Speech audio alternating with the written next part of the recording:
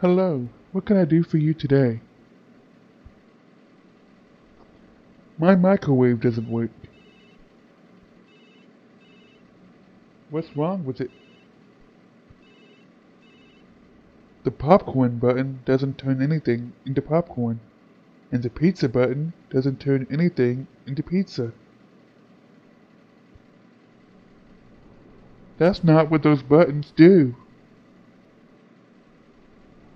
Then that's false advertising. I want my money back. It's scam artist. And that's what happened, officer. So what you're saying is, you tried to return a microwave because it wasn't magic.